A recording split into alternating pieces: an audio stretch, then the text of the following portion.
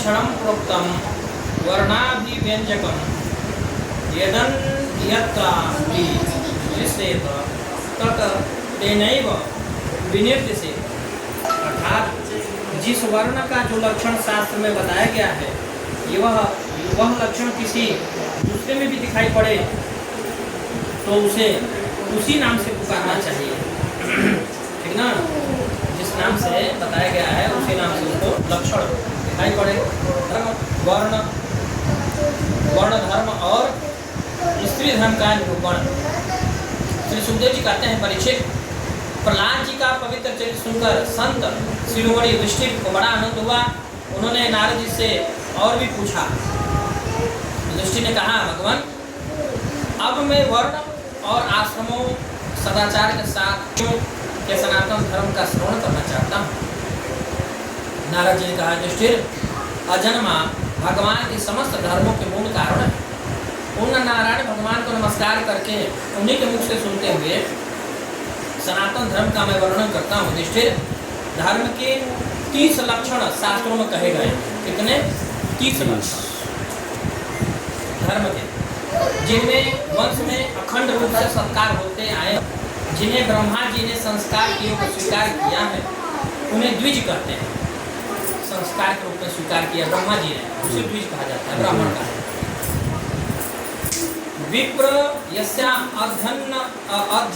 अध्ययनादि करण्यास्या प्रतिगृह राज्ञो वृत्ति प्रजा गोप्तु विप्राद वा करादिभ्य वैश्यस्तु वार्ता वृत्तिश्च नित्यं ब्रह्मकुलानुगः शूद्रश्च द्विज शुश्रूषा तृप्तिश्च स्वामिनो भवेत्।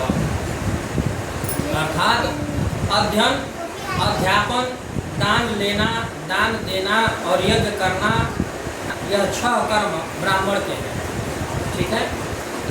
क्षत्रियों को दान नहीं लेना चाहिए। प्रजा की रक्षा करने वाले क्षत्रियों का जीवन निर्वाह ब्राह्मण और सबसे यथायोग्य कर तथा दंड जुर्माना आदि के द्वारा होता है।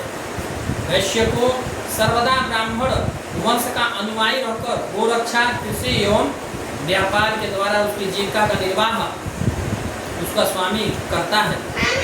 उच्च वर्णों के सामने विनम्र रहना, पवित्रता, स्वामी की निष्कपट सेवा, वैदिक मंत्रों से रहित यज्ञ, चोरी न करना, सत्य तथा गौ और ब्राह्मण की रक्षा करना, ये शूद्र के लक्षण है, ठीक है ना।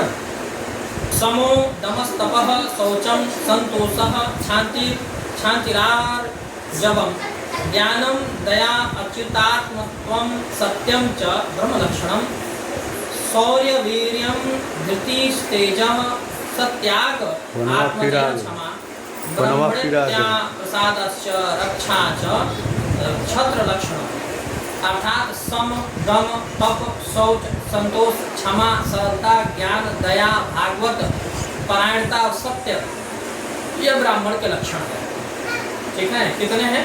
1 2 3 4 5 6 7 8 9 10 11 और 12। इसलिए कहा जाता है, पुराने जो हमारे बड़े बुजुर्ग बूढ़े हैं, वो कहते थे कि ब्राह्मण के 12 बुद्धि होला, ब्राह्मण के 12 बुद्धि होला, तो 12 बुद्धि यहीं से आता है। क्या है?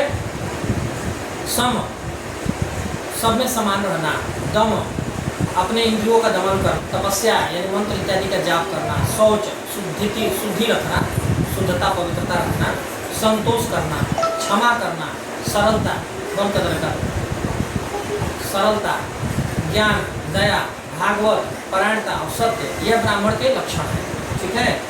युद्ध में उत्साह, वीरता, धीरता, तेजस्ता, त्याग, क्षमा, ब्राह्मणों के प्रति भक्ति, अनुग्रह और प्रजा की रक्षा करना, यह क्षत्रिय का लक्षण है। क्या है? क्षत्रिय का। क्षत्रिय कितने लक्षण है? तो 1 2 3 4 5 6 7 8 और 9। 9 जो है क्षत्रिय का लक्षण है। क्षत्रिय ये 9 लक्षण से अगर युक्त हो तो वो क्षत्रिय है, नहीं तो फिर उसको क्षत्रिय नहीं माना जाएगा।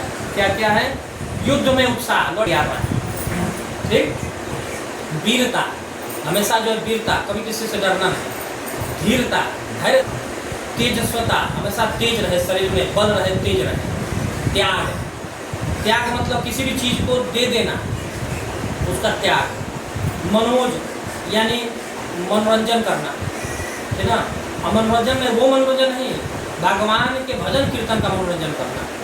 क्षमा, अगर कोई मान लीजिए छोटा मोटा अपराधी तो उसको क्षमा करना, छोटा मोटा अपराध है तो क्षमा कर देना। ब्राह्मणों के प्रति भक्ति, गुरु के प्रति भक्ति और प्रजा की रक्षा, ये क्षत्रिय के लक्षण है, ठीक है ना।